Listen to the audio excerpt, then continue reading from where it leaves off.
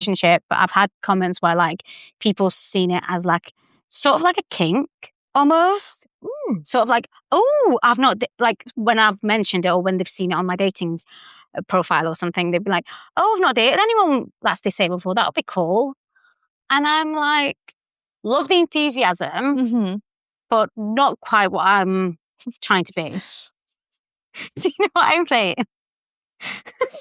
Like, what goes through the minds to think that, you know what, thank you, that's what I'm looking for. Yeah. I would love to be a kink. It's a great time to be alive, guys. But yeah, so I've gotten that quite a lot. And there's also, I'm sure, we're going to talk about this in more depth in future episodes. But I think one of the first questions that people will ask is straight away, can you be intimate? Yeah. And yeah, so they straight away, one of the first questions. So for example, you'd be asking me, so what's your disability? I'd be like, spina bifida. First question, can you be intimate? Literally point blank. And I think this is actually like a male thing.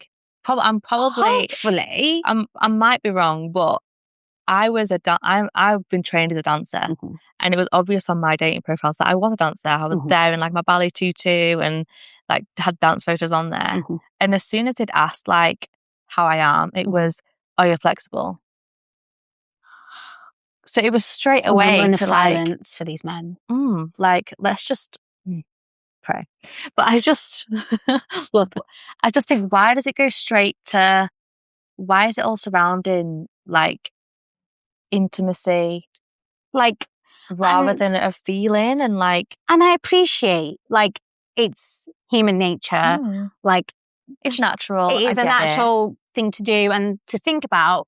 But as a first response to something that vulnerable, no.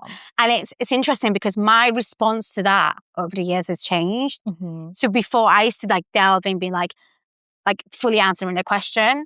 Now, if you ask me that question point blank, not like leading up to it, straight away block. Yeah, no, goodbye. I just don't have the time. And I think that's what growth I've realized over the years when it comes to my dating, the way I respond to those kind of things, which is great to see. We've made it. And yeah, so other things I would probably say, like I've been told to wheel away, like midway in arguments. No, that's just like wheel away. And it's funny because some of them backtrack and say, no, I didn't say that. And I'm like, okay. So you know it's wrong. Yeah. So you realize it's wrong. So why would you say it in the first place? I think it is like an ignorance or an arrogance. Yeah. Before they then learn. And 100%. I think as well, it's just like popping the bubble in people that, you know, you don't live in this fairyland and fairytopia where everyone looks the same. No. You know, like there are people different around like you. Find some mutual respect and like grow a little bit in terms of actually open your eyes and see the world. Yeah. Like no one is the same. No. And I think that's probably where the arrogance comes from because they're not exposed to it. Hence why we're here. Hi. To expose it all. Yes. I think another thing I've experienced, especially through dating apps, is when I think there's a fine line of them mentioning it and talking about like almost obsessing over your disability and difference. But on the other hand, not saying anything at all. Because it's like, are you not saying anything at all because it bothers you and you just like ignorance is bliss kind of thing? Or are you not saying anything at all because it's a non-issue to you? Yeah. And that I feel like a fine line. Is a very fine line. Because I've had it where people have mentioned it and like we've set a time and a date. And I would always like to talk about it, similar to you, like you mentioned, before the actual date, because I don't want to come across as a catfish, even though on my dating profile you can see I'm in a chair. I mean, literally me, I was wearing a wig. Yeah. So there we go. I literally could have been a catfish, but it was still me. Yes. So it's like, I understand that. Yeah. Catfishing perspective. I mean, but still, it's still you at the end of the day. Definitely. Right. So I've had people like see me on the dating app and be like, and they've not mentioned it. So I bring it up and they're like, oh, I thought you just sat on someone's wheelchair. What?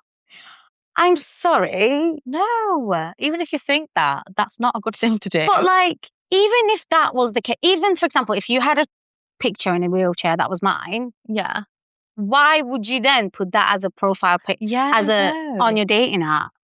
I think that's only kind of acceptable between like friends that are joking. Yeah, like but making like heart. there's no place for that on a dating app. So I also found that a bit weird. That is. But yeah, that is basically some of my horror stories. Wow. I feel like a lot of it has come from some myths as well.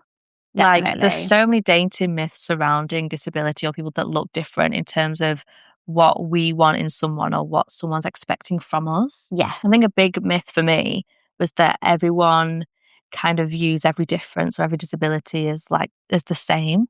100%. So everyone who has alopecia goes through the same thing. Everyone who's in a wheelchair goes through the same thing. Yeah. Everyone who has vitiligo goes through the same thing. Yeah. And I think that obviously we are mainly talking about dating, but I think that goes beyond that. Everything, yeah. Yeah, 100%. beyond like dating. It could be like friendships. It could be just like people seeing you across the street thinking you need help just because you're in a chair. Like I've had instances where people just like, I'm literally just a girl wheeling about and they're like, oh, but do you need help?